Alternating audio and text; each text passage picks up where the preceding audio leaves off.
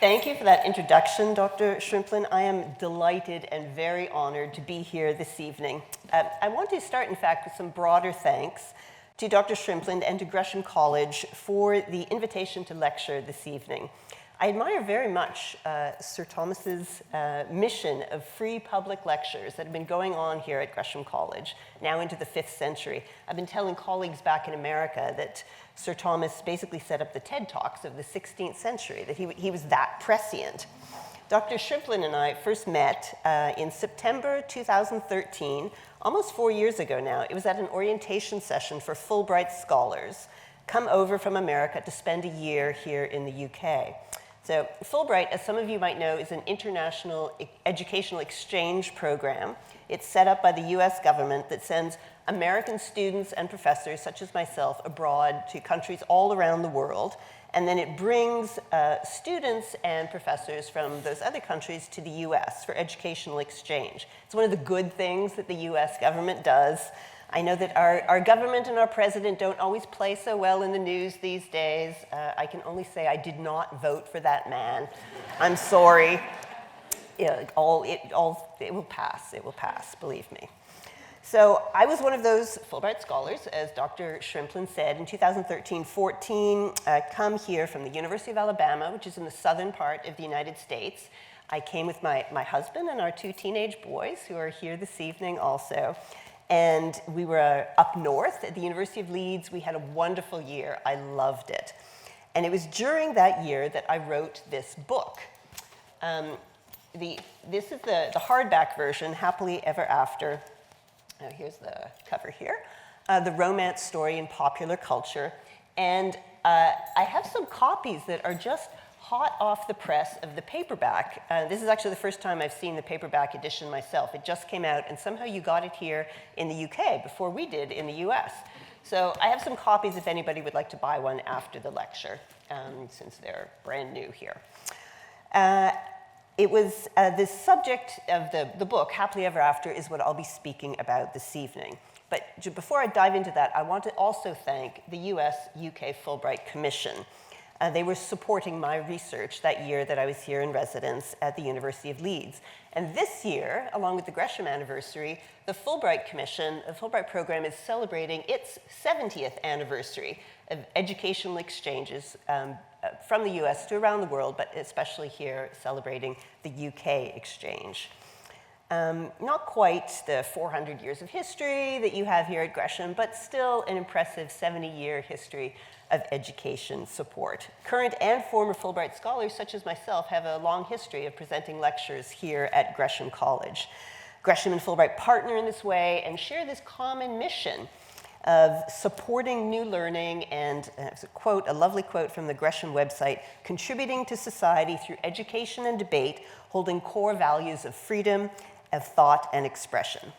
So I am very honored to be here at Gresham College as part of such an illustrious history of public lectures stretching out into its 5th century, as I said, and connecting my country with yours. So my talk this evening is going to delve into one of the most powerful and omnipresent cultural storylines. You all know it. Find your one true love and live happily ever after. I find this romance story fascinating. It's ubiquitous in sites like fairy tales, Cinderella story, Disney princess movies, rom-com date movies, the lyrics of like every pop music song ever written, the wedding industry, it's the advertising's favorite emotional well that they go to over and over, and then in my particular focus of interest in the actual massive global publishing industry of woman-oriented romantic fiction. So romance is this perennial theme in cultural representations, both highbrow and middlebrow. So we chase romance, we structure our lives around it, we fashion much of our art and culture from it. So my goal, my aim is to trace out the seductive power of these stories of love that have such a hold on us, for better and often for worse, right? So I'm going to structure this talk by looking at 3 related questions this evening. And there'll be time at the end for discussion because I'm interested in what all of you have to think about it also. Question 1, what exactly is this romance narrative? 2, how are we misled by romance? And 3, what can we learn from romance storytelling about today's changing norms for gender and sexuality? Okay, question 1, what is the romance narrative? Now, here to set things up a little bit, I must first tell you that I am a lifelong romance reader. This is a habit that I acquired from my mother. She used to keep this giant stack of romance novels tottering by the side of her bed. She actually still does. So I grew up reading her romance novels, and I've continued to read them. I found them relaxing and fun, especially once I had kids. It was like this me time, this fantasy pleasure and escape. If you throw in a glass of wine, maybe some chocolate at the end of the day, I was a happy woman.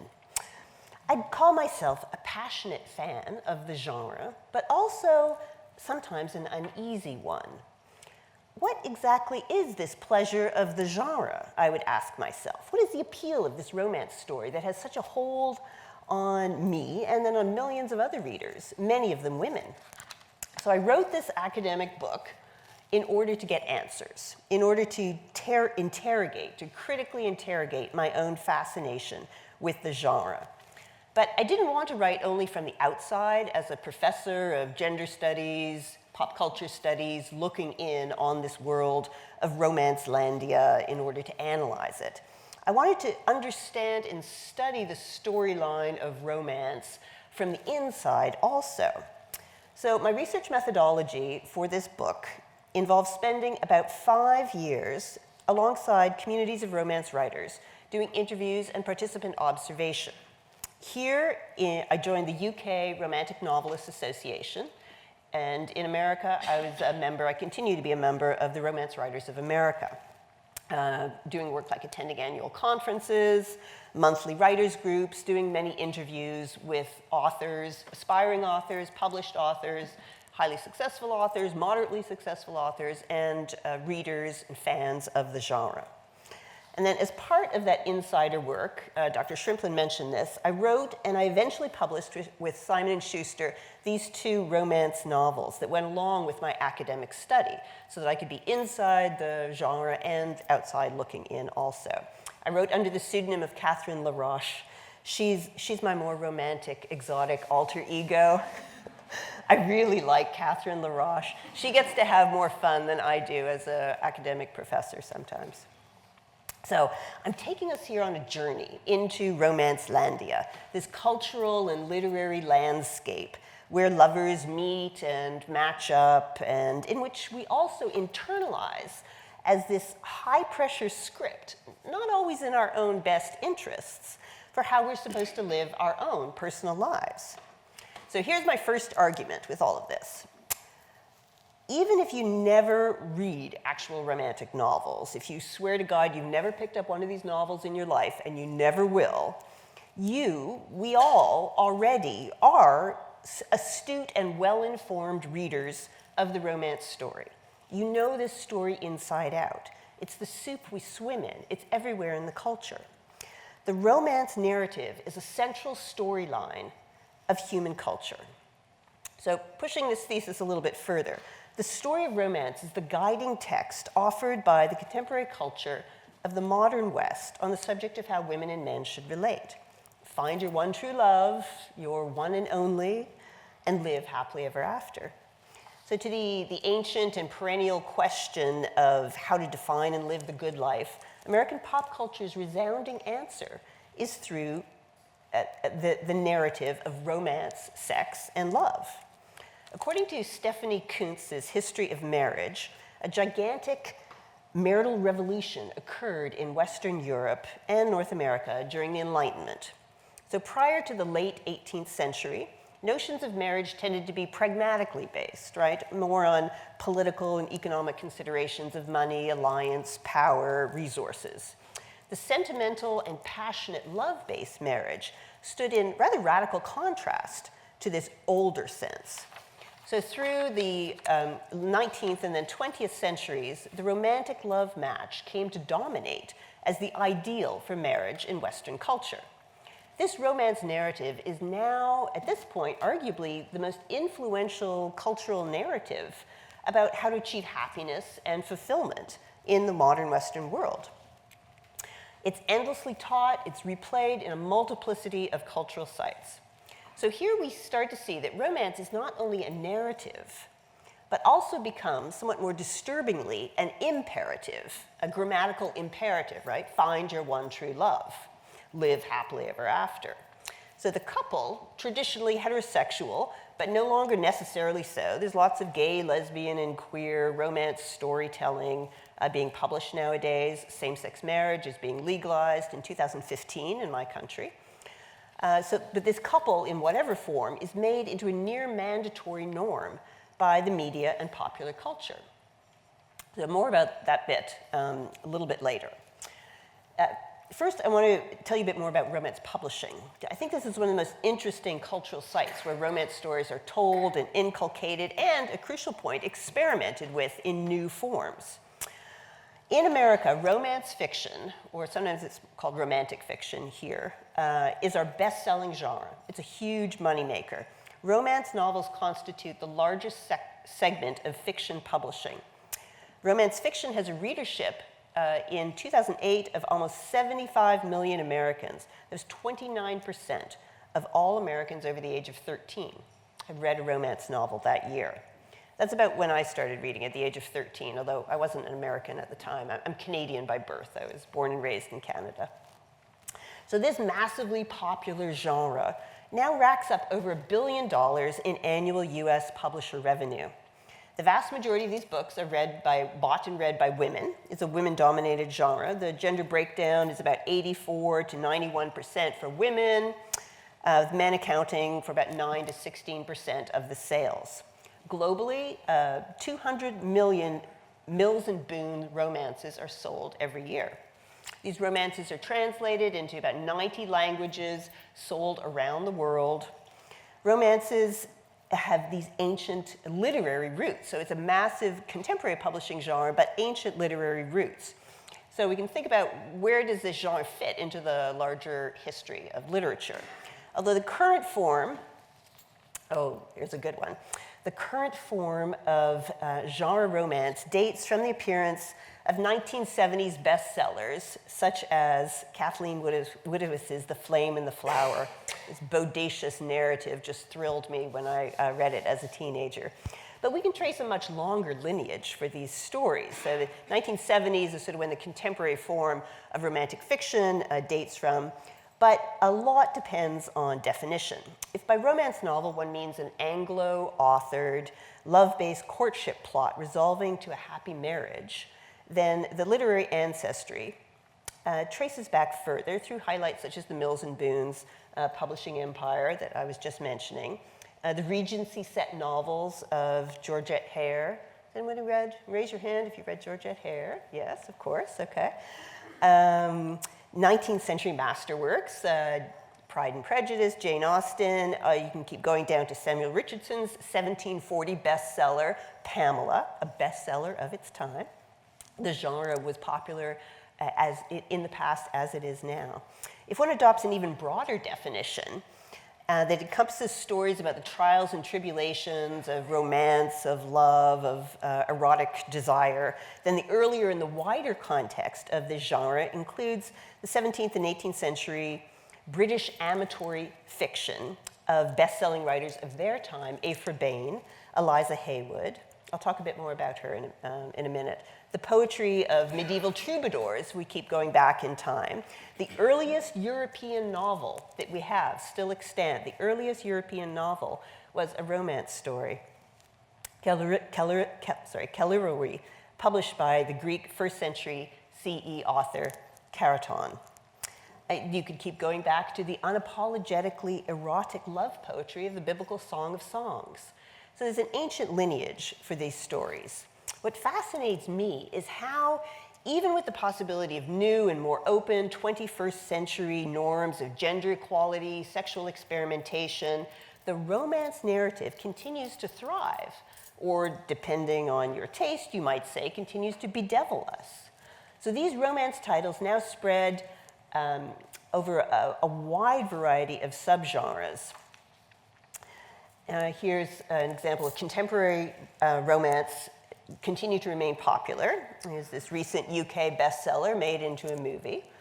The historical romances that I particularly read as a teenager remain popular with Scottish settings. We look at the Scottish settings that allow for covers of bare-chested, muscled Highland lairds, very popular. I have to tell you, sometimes the giant sword clasped upright in the hero's hand is not just a sword. But the genre has developed in many ways over the 35 years that I've been following it. New romance genres have popped up, such as gay and lesbian romance, Christian and Amish romance. You probably don't have a lot of Amish here in the UK, but it's very popular in the US. Urban fantasy, science fiction, paranormal romances are very popular. The whole Twilight series, for example. I read a 3-wolf shapeshifter menage paranormal story the other day. So all of this is now available. All right, now we need to get a bit more precise. So I've been mentioning a sort of cliched tagline, find your one true love and live happily ever after, but we need to dig deeper into what this really means. So here's my next argument. There are 9 key elements. This is one of the arguments I develop in my book. There are 9 key elements that make up the deep storyline of the romance genre and the broader cultural romance narrative that grows out of it. So these 9 components describe the essential foundational premise of the core romance story that tellers then spin out into the 1,000,001 different forms of romance, variations that we read and watch and listen to in the pop culture. So this type of breakdown, it helps explain romance's overwhelmingly female authorship and consumer base. As in my analysis, the story addresses itself to typical female anxieties, interests, and concerns. So I'm going to tell you these 9 elements. I'll list them quickly, and then I'll go over them in a bit more detail. So 9 essential elements. I've got to move on from this guy because he's distracting me a little bit. Okay, so I'm going to put, that's the front and back cover of my book, back up there. Okay, 9 essential elements. 1, it's hard to be alone, especially, 2, as a woman in a man's world. But 3, romance helps as a religion of love, even though it involves hard work and risk, because it leads to healing, great sex, and happiness. And number 9, because it levels the playing field for women. So let me lay out each of these points in a little bit more detail with some of my critique and evaluation of these claims. So claim number 1, it's hard to be alone. First claim of the romance story. Humans are social animals. We are deeply relational. As babies, we need love as much as we need food and shelter, right? While there are models for the solitary life, most people, most adults continue to seek loving connection through family, through friends, through community. Okay, point 2. It's a man's world. In this world wherein we all seek connection, the stakes are higher for women. Compared to men, women often have less power, less money, fewer choices, suffer from greater vulnerability, and from double standards, especially in regards to sex and romance. Women are often socialized into looking after men and children and elders and have their needs and interests overlooked. Men, of course, is obviously not a monolithic category in which all men are the same, nor obviously is women. These situations of inequality vary widely, and they intersect with other categories such as race and class. So, for example, a hierarchy of value grants more social prestige to able-bodied heterosexual men who conform to certain norms of masculinity. Thus is the romance hero manly, tall, powerful, muscled, competent, ruggedly handsome. So the terms of feminist theory analyze this situation as gender equality, sexism, homophobia, misogyny, patriarchy. In terms of the romance story arc, women characters suffer at the story's beginning, when the books open, when the movie begins, from living in this man's world, wherein the balance of power is in some way stacked against them. So the women's conflicts may include, and here you see a whole range of plot lines, may include things like shaming or lack of knowledge about her sexuality, anxiety about weight or appearance, a memory of past trauma, some sort of overbearing or inattentive boyfriend at the opening, full-blown domestic or sexual abuse, financial vulnerability, solo caregiver responsibilities, often for a child. Sexuality then entails further challenges and vulnerabilities for women due to disparities in the enjoyment of sex, unintended pregnancy, miscarriage, difficulties of childbearing and birth, and abandonment with children. The romance story opens and begins to play out in this difficult world. So, number 3, the essential element, number 3, is a belief in romance as a religion of love. So the romance story offers this answer to these problems, that it is hard to be alone, especially as a woman in a man's world, the answer of romantic partner love. The romance story believes in the redemptive power of love, the resurrection power of love. Romance entails faith in love as a positive force in people's lives. In this sense, you can say that romance functions as religion, as salvific, as the source of ultimate significance or concern. Romance is a storyline that stakes its belief in, it stakes its claim on the belief that the world is a good place, and that despite all of life's injustices and suffering, both love and love stories make the world a better place. So the romance narrative is not cynical or pessimistic in this regard. Its tone is not that of irony. In a jaded world, such an optimistic stance is sort of easy to mock as a type of sentimental sappiness, right? But the stance is hard, if not impossible, to deny. Love does make the world a better place. The romance story becomes problematic, however, if and when it privileges romance over other forms of love as the best or the highest or the only love. Claim number 4, romance requires hard work. In the plotline of a romance story, the conflicts between the main characters must be resolved. Obstacles, both internal obstacles and external obstacles, must be overcome. Writers, when I would interview them here, they talk of torturing their characters, torturing them, making them earn their happy ending. And the best novels are ones which torture the characters the most, that ratchet up the conflict. Claim 5, romance involves work. Romance involves risk. Love doesn't always work out. In fact, it may fail spectacularly. Right? The stories of romance novels are technically romantic comedies in that they end happily, but they can all too easily turn into the failure of love in tragedies such as the iconic Romeo and Juliet. This knowledge haunts romance stories as a type of shadow text. Stories may open with a bad boyfriend, for example, whom we know is on his way out, or a previous generation's failed romance that is redeemed through the current character's story. The romance storytelling, in my reading, is the safe, imaginative space to explore the meaning and shape of this landscape of risk. Claim number 6, romance facilitates healing. Love heals all wounds. There's a cliche. Love conquers all.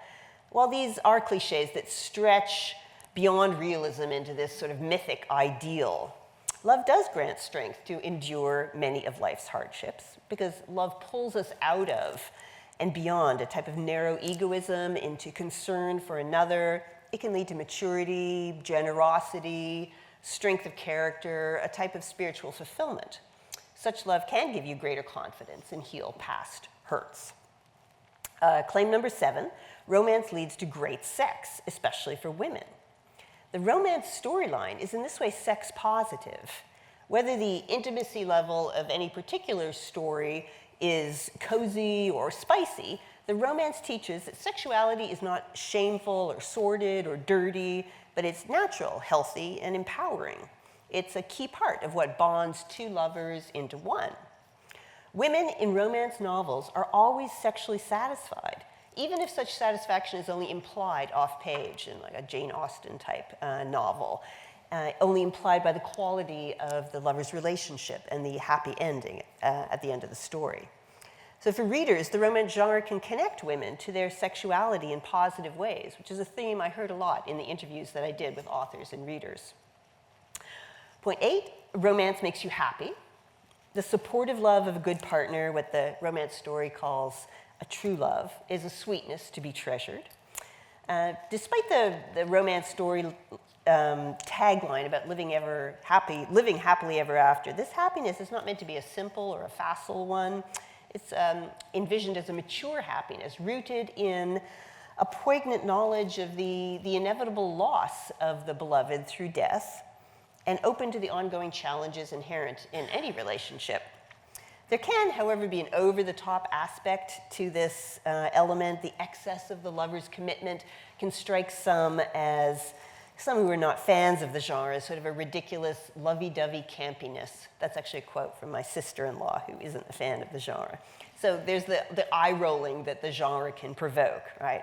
But the story must complete its narrative arc. So begun in the suffering and unhappiness of the real world, the romance story ends in the healing and happiness of the mythic world. Now, it's not to say that neither love nor happiness are real, but that the romance story narrates their reality in this mythic way, pushing it into a more perfect fantasy space. Now, the more problematic version of this essential element is the implication that a person must be in a romantic relationship in order to be truly happy. So when the narrative becomes an imperative, as I said earlier, this is when it puts immense pressure on people to find Mr. or Ms. Right. Here, the romance story does become oppressive if and when it mandates coupledom for everyone as the only path to happiness, when there are obviously other paths to fulfillment and happiness, obviously other answers to the question of how to live a good life outside of pair-bonded romance. Other pathways such as serial or more casual sexual romantic encounters, pathways such as friendship, career and work, community service, vocation, parenthood, and other family bonds. Okay, last claim, number 9, romance levels the playing field, especially for women. Here's the real happy ending for women. In a romance story, the central women character always wins. By the end, our heroine, no matter who she is and no matter which story, she's happy, safe, financially secure, well-loved, sexually satisfied, set up for a fulfilling life, as is the hero. A warm circle of friends supports them, bad guys in the story have been brought to justice, and families are reconciled.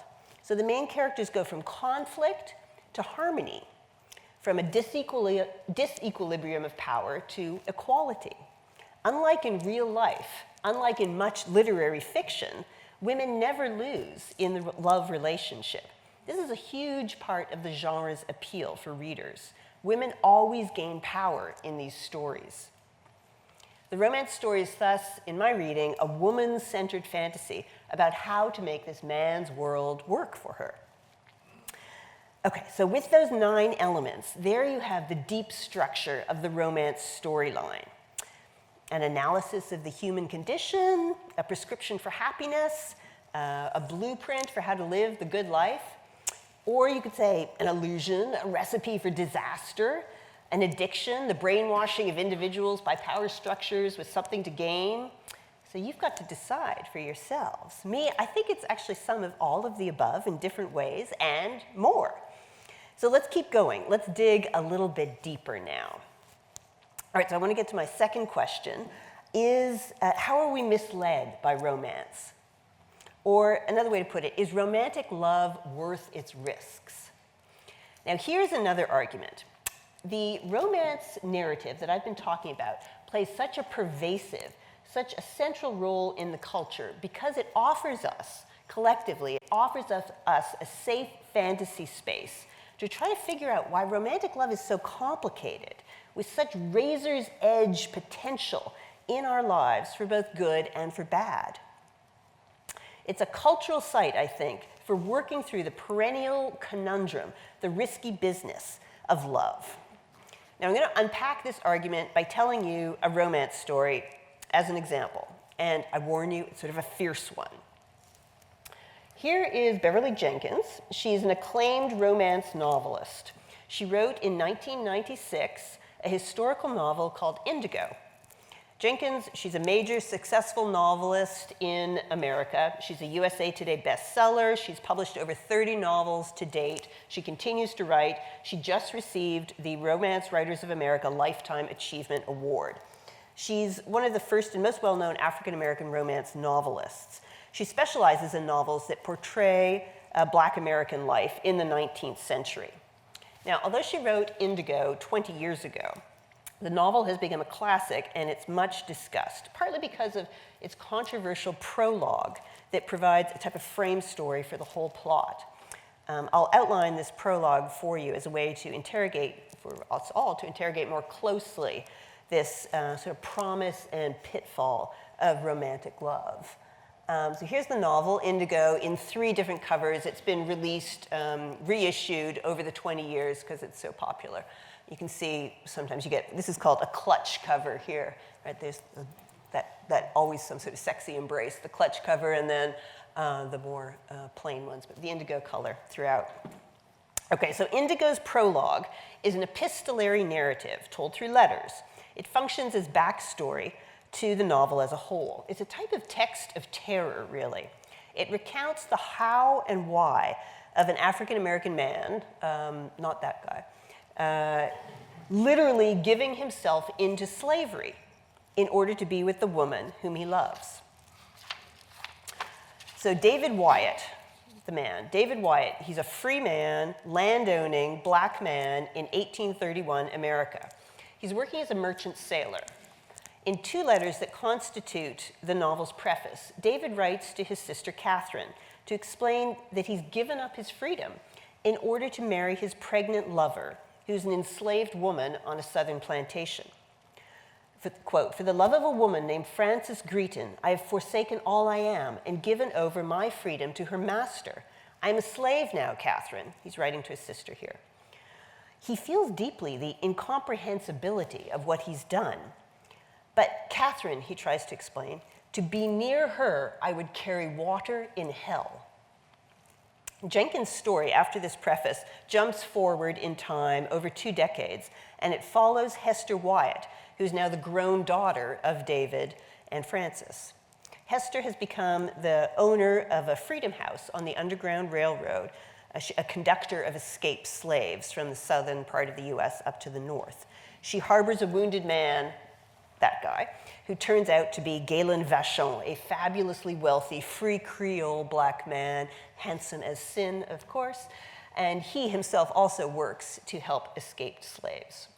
Romance ensues, including an eventual reunion of our heroine Hester with her mother, her long-lost mother Frances, all on the eve of the Civil War, with its promise of liberation for all African Americans. Now, in regards to this prologue's text of terror, Beverly Jenkins defends her character David's action with great rhetorical persuasion based on the notion of love.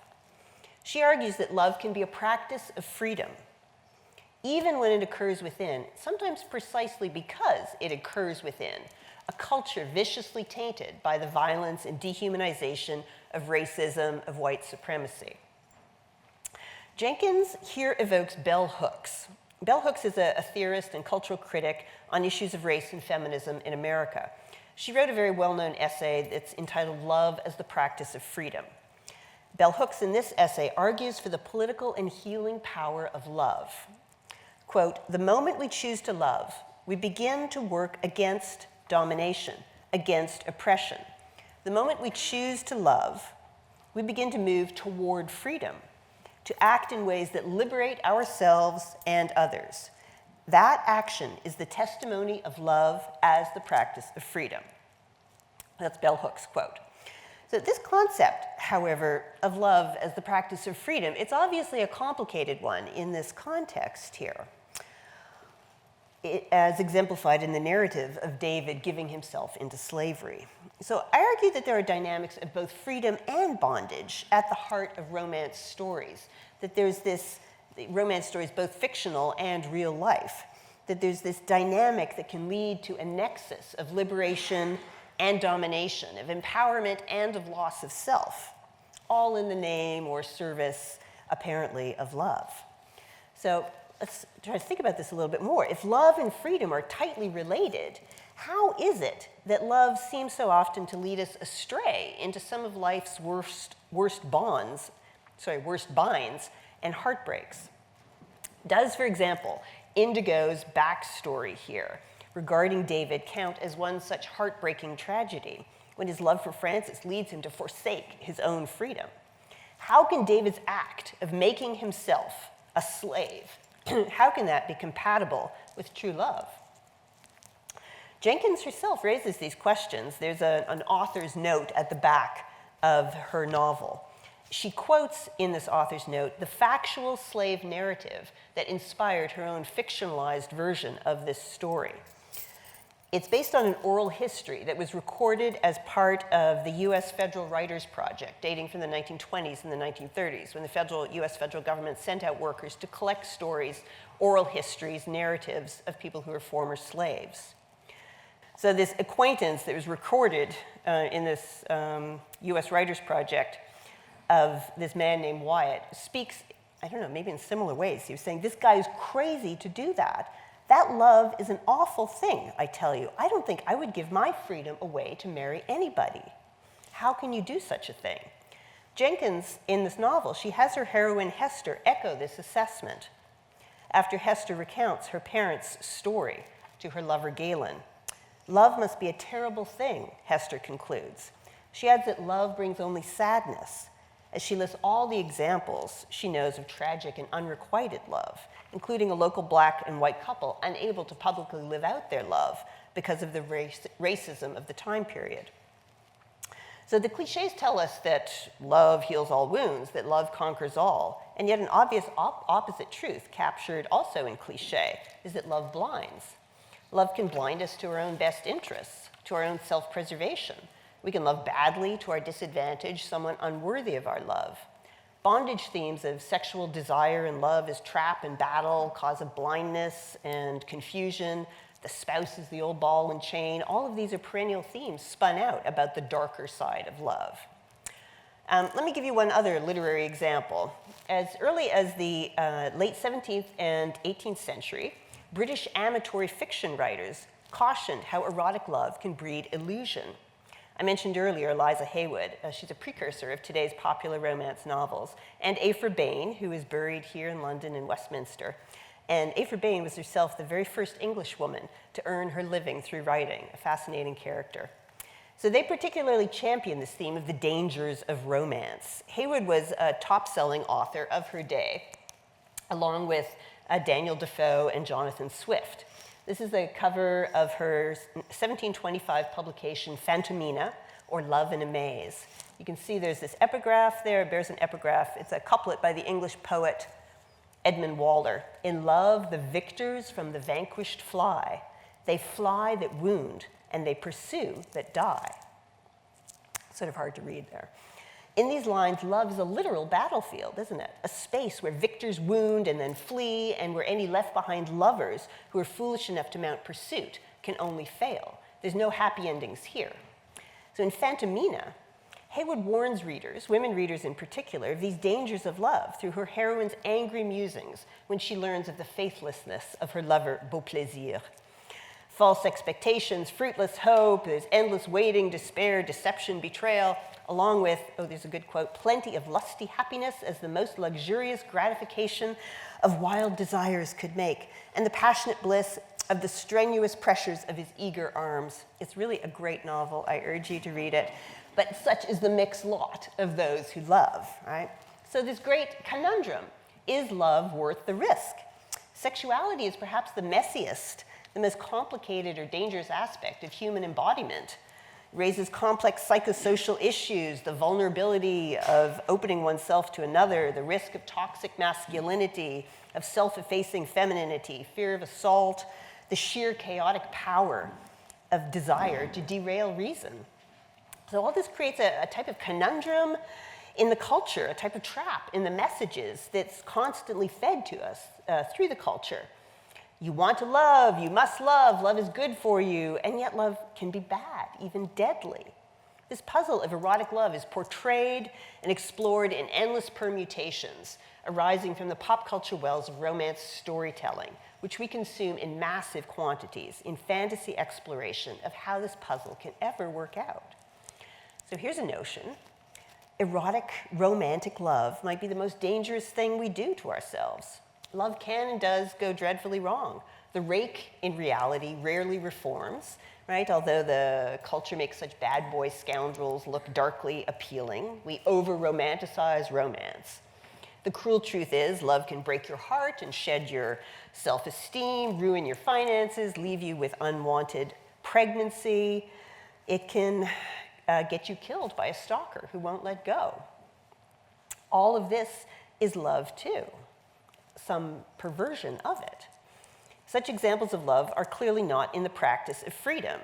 They don't liberate ourselves or others, to recall bell hooks' words. Instead of freeing us from, they involve us in actions of domination and oppression. These tragic and dark stories of love are in fact the opposite of freedom. Love is the practice of bondage, or more precisely what I call love is bad bondage. Bondage to an unworthy partner, or bondage within cycles of abuse, bondage to a low sense of self-esteem such that you think you deserve nothing better in your life. So we arrive here at the heart of the thesis in this second question I'm exploring. Romantic love as a life practice among lovers and as a literary cultural narrative is a type of conundrum of freedom and bondage. Love presents the enigma that it simultaneously both binds and frees the lovers.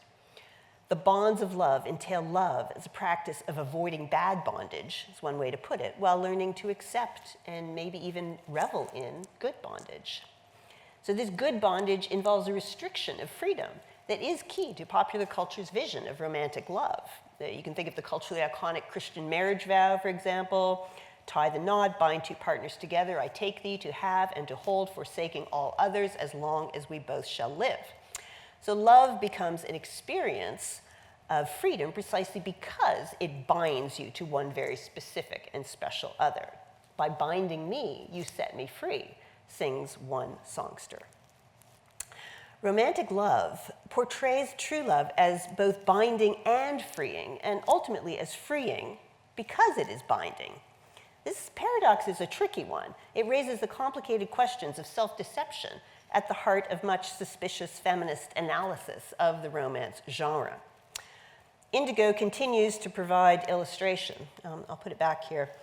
Since David's decision to enslave himself makes this point about love so acutely. He makes himself a literal slave for love. How can that be good?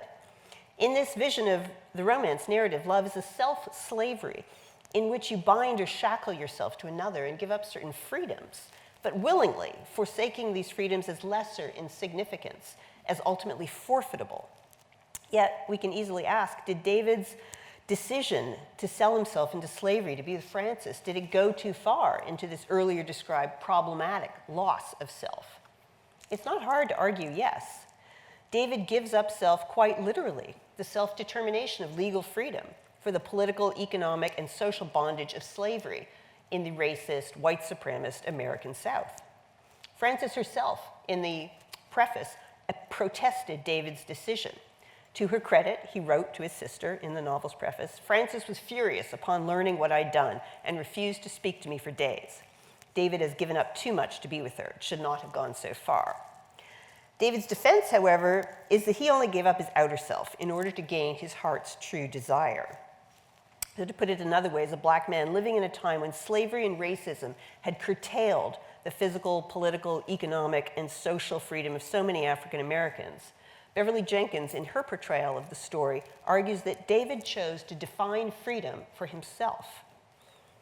He refused to give up the freedom to love.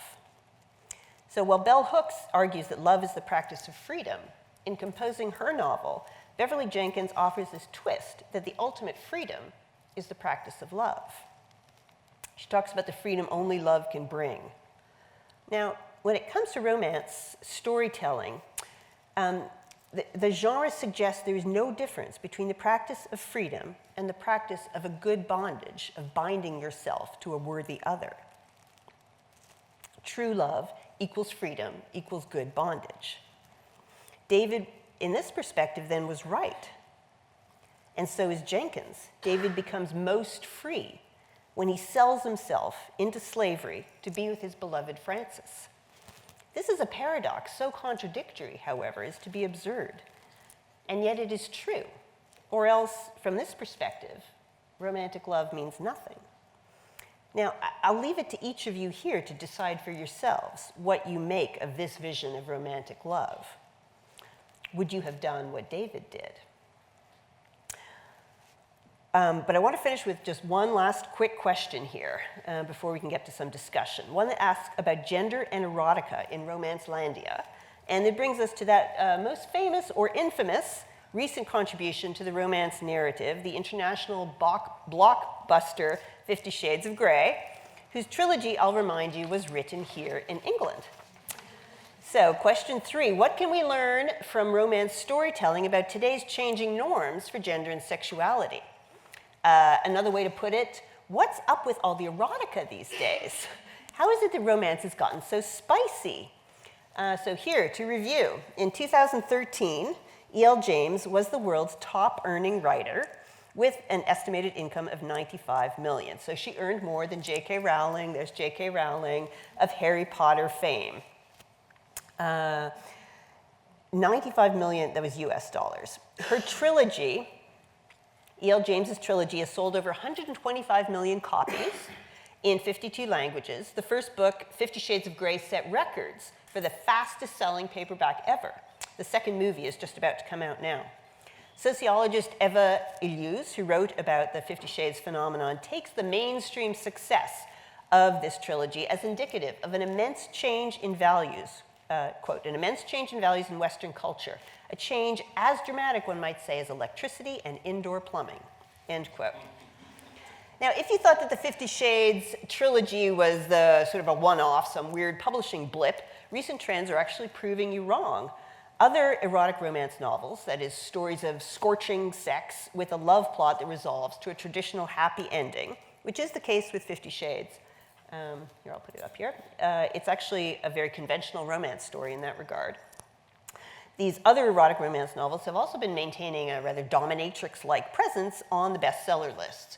And mainstream romance novels are also featuring more erotic content. Hotter all the time is how some of my authors told me in interviews. Now, I'm not going to debate the feminist or the literary quality of 50 Shades, although we can talk about that later if you would like. But here's why I think this trend matters. Because woman-authored and woman-centered erotica is an important part of the sex-positive revolution now unfolding, that overall has emphasis on equity and inclusion for sexual and gender diversity and against sexual harassment and sexual assault. I think that the hashtag #MeToo movement has been active on your side of the Atlantic as well. Right? So I see the rise of erotica as part of this current cultural moment, an affirmation of women's sexual pleasure and of sexual equality. These are tales of what you can call clitoracy, not simply of people falling in love, but of women experiencing the fullest sexual satisfaction while doing so, having hot sex with lovers who know how to deliver. This is an anxiety-provoking message for a culture more comfortable with male arousal and satisfaction than with its female counterparts. Women like sex in this storytelling. Their desire is taken as a good and not a shameful thing. So I think these stories do deep work in a culture where women are still expected to look sexy and young, but are shamed or dismissed when they do so. There's this impossible double bind that exerts intense pressure. Be hot but sexy at the same time. I'm sorry, be hot but pure. Women are told at the same time. To be hot and pure at the same time is a very difficult act to pull off. I hear this from my young women students at the university all the time. So how to navigate this treacherous terrain marked by such contradictory signposts as the hot but pure simultaneous act. So I think the more or less mainstream romance erotica creates a safe space, a transgressive space, an unruly space, a sometimes problematic space, but a shared fantasy space of possibility for working through problems of sex, which are multiple for everyone, but especially for women. So from this perspective, romance storytelling is about trying to figure out the fraught problems, or the Gordian knot of female heterosexual desire in a male-centered world within rape culture. There's this label, mommy porn, which is sometimes used to shame readers or to belittle this genre. But I actually like its frolicsome potential. So in the genre, women are working out within the realm of fiction and trying to make up, through the pleasures of the text, some of the inevitable cost to a woman's psyche of living with such toxic ambivalences around gender and sexuality, even as these cultural ties are slowly uncinched. So yes, I think here's a new normal, a fresh sexual revolution with sizzling fiction authored by women as a feisty part of it. You can ask, where is this erotica taking us? A BDSM romance like Shades is just the beginning. Same-sex romances, particularly gay male romances, are now almost mainstream as well within the culture. How about polyamorous erotica? Singledom stories with happy for now endings, or asexual romance, very much new in the media and discussion and in romance publishing. So ideally, all of this storytelling, now available from authors, it opens up space in the culture. It queers, by which I mean it questions, it transforms oppressive norms that just don't fit for everybody. I think the storytelling is leading us toward a goal of equity and inclusion in support of sexual and racial and gender diversity. I think we get to see if we can write and read our way into more and wider possibilities, into a better future. I think we're not there yet, but I think we're getting closer. And I think romance storytelling helps us get there. And in my books, that is a good place to be going. So I wish happy reading, happy endings to us all. And I am delighted to open up now for questions and comments and discussion. If you want to talk about 50 Shades, what do you think of David and his decision? Problems of romance and romance storytelling in the 21st century. Thank you very much.